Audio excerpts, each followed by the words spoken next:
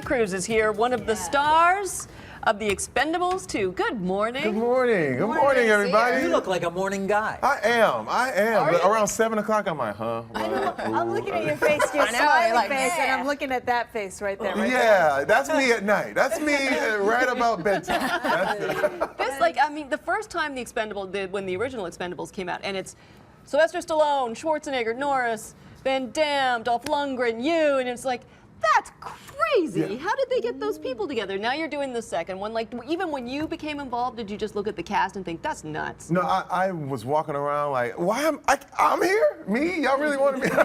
It was one of those things where it was so surreal. And then when you're talking about the second one, I mean, we added Jean-Claude Van Damme. We added the incomparable Chuck Norris to the cast. The already huge cast. And I have to say, this is the movie Sly was trying to make in the beginning. There were so many constraints to making the first one with budget and scheduling and all that stuff. And then nobody knew it was going to be a hit. Like, they thought, we want 80s action back, but you really didn't know until the movie came out. You know, it's like everybody thought they wanted snakes on a plane, and then it came out, and they were like, no, we don't want that. But once it was a hit, then what, do the studios then loosen up? Then they say, okay, hey. Oh, they were like, hey, let's make it rain. Let's make it rain. Arnold, come over here. Ah, Bruce, come on back. Ah, yeah. And so it's it was. business. Yeah. Let me tell you something. If it makes money, you get to do it again. You know, So, with it's all just that money, what's the biggest difference for you on set and everything? Did it make a difference? Oh, or? the trailer was Trailer? amazing. I had a massage chair in my trailer. I was like, because we were out there battling like crazy. The movie trailer was No, my trailer.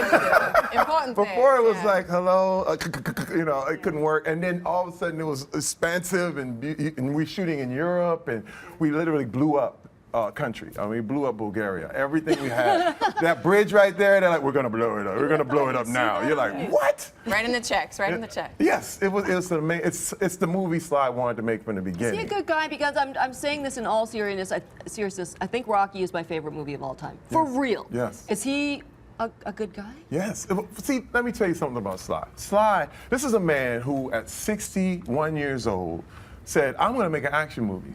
And everybody laughed at him. And it was so amazing. He went to all the studios, and they all said no.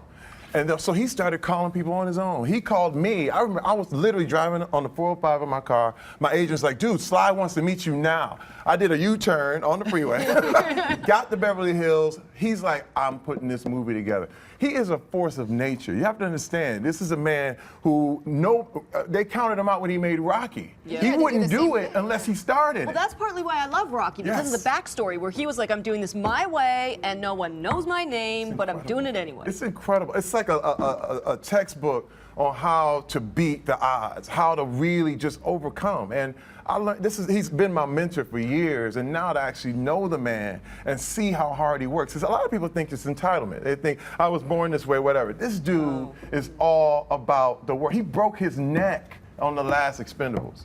So I'm sitting here, I got to do a stunt. I'm like, you're not allowed to complain. You know what I mean? I'm 44 years old.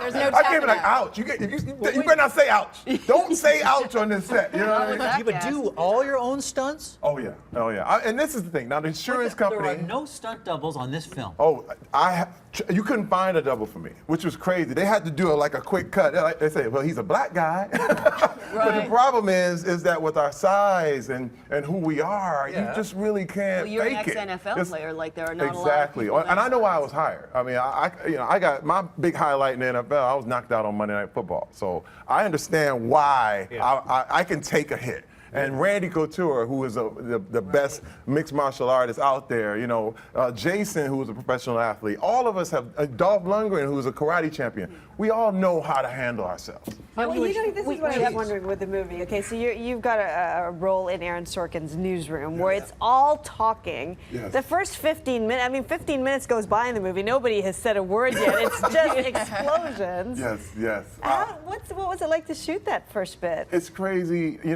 I'm the only guy that can go from Old Spice to Aaron Sorkin to back to, right now I'm in a weird place, you know what I mean? Yeah. But the thing is that it takes just the same amount of commitment to do an Aaron Sorkin, dialogue-driven script as it is to do a big time action movie, because every iota of every second is being examined, looked at, and it's got to be right. And if it's not right, you're talking about lives and careers, and everybody is really depending on you, and that's pressure. It's a lot of pressure, but I'm with it. I'm ready to go. I'm not going back. Well, that's the other thing. Look, I watched the Newsroom. I've watched every one. So I was saying when you walked in that I feel like it's art hitting reality.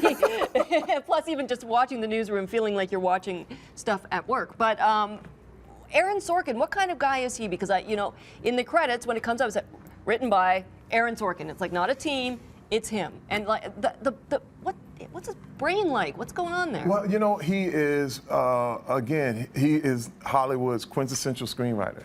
He writes from emotion. He writes from his heart.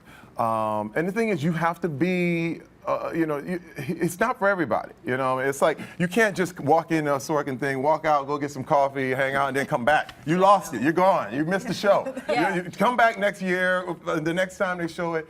But if you're in it, and that's the thing, he developed so many loyal followers, and that's what it's about. But you look at the man who wrote A Few Good Men. He wrote Moneyball. He wrote. This is the man who made Facebook interesting. I mean, everybody said, how are you going to make a movie about good Facebook? point. How are you going to do that? That's a and screenwriter. Moneyball too, because Moneyball is not a work of fiction, or it's not written as a novel. Exactly. It's not that kind of story. He's also working right now on Steve Jobs' story. So he's doing the movie on Steve Jobs. I mean, this man knows how to write. That is the thing, and he is in his gift. It's like watching Michael Jordan on a basketball He's court. the right guy in the right place at the right time doing the right thing. Yes. And you must feel great being attached to that. I'm honored. I'm honored. I mean, I'm an old football player, okay? I know what the statistics are. I'm from Flint, Michigan. I should be in jail. I'm gonna lie to you right now. Michael Moore's Statistically, I have friends that never made it out. And to be doing what I'm doing with the best in the business, I've worked with Eddie Murphy, the Wayans brothers, Adam Sandler, Sly, Arnold. To be here, it's not lost on me, and I really am Best happy. spot, because look how some people get a little bit disillusioned with the business, and you seem so excited and just happy to be here. Because I know where it could be, but I've also learned that it's not a trick. It's really about the effort. It's about what you do. I failed many, many times. I went to auditions and got kicked out. They're like, you're horrible, get out of here. And then you just realize, I'm still alive. I'll just go do it again. Yep. And you just keep going. And you find yourself here in Toronto on this nice show talking about your movie. It's a good thing. We didn't even have time. Now we're out of time, but everybody hates Chris. So good on that. And I have to say, when you made me weepy at the end of the most recent Newsroom I saw. Oh, thank Bin you. Laden That one? was awesome. It was I don't want awesome. to have a spoiler, but that one. Thank you so much, Terry Crews. The Expendables 2 opens August 17th. Great to meet you. Thank you. We're going to take a short break. We'll be right back.